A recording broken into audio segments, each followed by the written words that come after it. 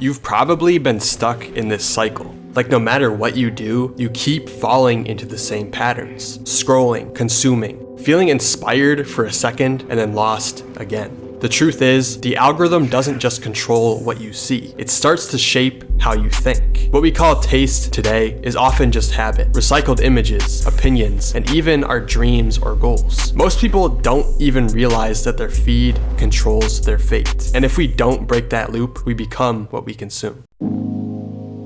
Our inspirations today are all curated, handpicked by algorithms, disguised as personal choice. We're told what's good, and it's always the same. In a different world, each one of us has something real to share. No one has lived your life, but we just end up living out different versions of the same story. We all consume the same aesthetics, and the only difference is what we did before we started scrolling, before we started living for its hidden gaze, when we were just kids, just following our passions and interests.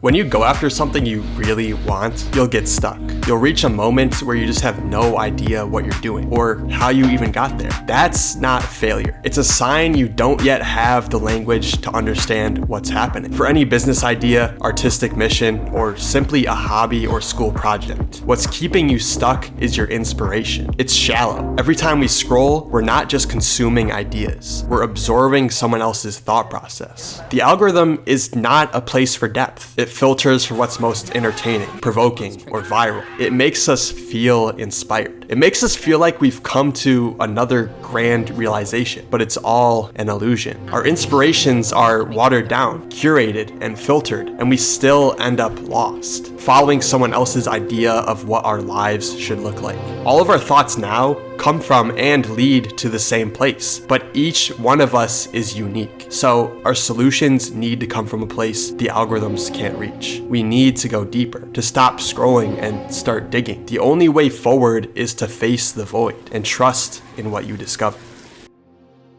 I hit a wall as a graphic designer, then again as a video editor, and even now making YouTube videos, I've still had to maneuver through long stretches of confusion and chaos. Stagnation is inevitable. It's something we have to get comfortable with, something we have to learn to move through, but we're taught to evade it. Addicted to the algorithm and its promise of constant momentum, we feel like we always have to make progress. Not even for ourselves, but for the gaze of other people. If we ever want to see past social media and live our own lives, we have to solve our own problems. And that starts with developing our own ideas through unique sources or experiences. Every time you get stuck, it's the same. You don't have the words to understand what you're going through. When I've been stuck, then or even now, it's always because I didn't know how to navigate the dark void and chaos between where I was and where I wanted to be. That's why people read. Over time, especially with books that speak to you, you start to build a vocabulary, a way to articulate the intricacies of your own mind. And it's the same with art. Every frame, character, and melody becomes a reflection of something inside you. You begin to see yourself in it. Your thoughts, your process, your struggles, all mirrored back in what you consume. Harry Potter shows us to work with what we have. Good Will Hunting teaches us how to step into the world. And Saturday Night Fever gives us a guide for happiness, even through pain. Piece by piece, you start collecting tools. Tools that help you move through creative blocks and personal obstacles. Art pulls us into a unique state of fluidity. It gives us the courage to step into the unknown and the flexibility to reshape ourselves around the problems we're facing. It also has this strange power to say something we've never been able to put into words. And the more clearly we can speak our own mind, the more confidently we can follow it. We stop getting in our own way. At the beginning, Daniel was so insecure. And he was so excited about working with Gary. And he was just observing him all the time. I think I'm doing everything wrong. Look at this guy. He says, hey, stop observing. Just be yourself.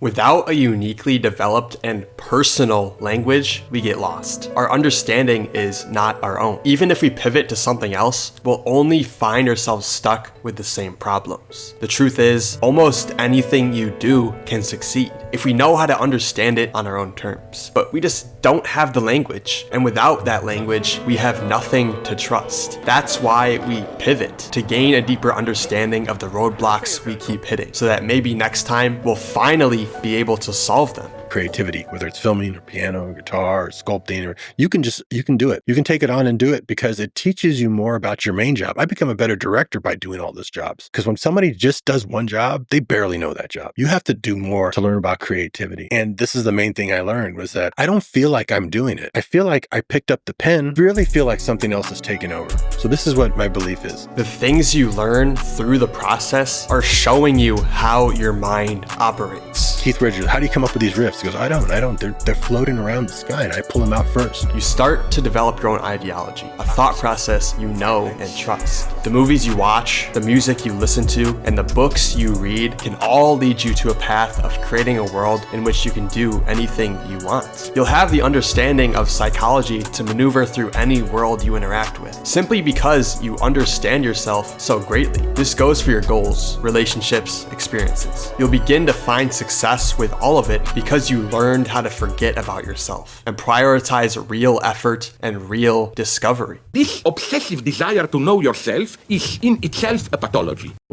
The opposition of knowing yourself is not just act intuitively, it's something different. His point is, instead of probing into yourself, you don't matter to yourself. You fight for something. Dedicate yourself to an external cause. Once you have an abundance of language, you'll be able to trust your instincts. This is the artist's secret. You come to such a great understanding of yourself and the world that you can finally stop thinking. Your instincts are in tune, and you can just follow your curiosity and taste. That's why the best artists don't always speak in perfect sentences. Sometimes they scream or chant or babble in gibberish. Because they've absorbed so much language, they no longer need to explain. They just express freely. Schwitters and these other artists were using nonsense to make sense of a world that didn't make sense.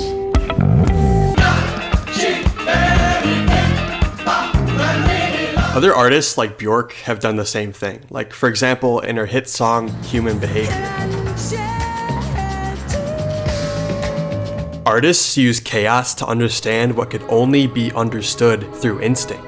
But to make sense of those instincts, we need words. When we keep consuming the same content, we inherit the same language and start living someone else's life. It feels like fate, but it's not. We just need to trust our new instincts and understand them through language.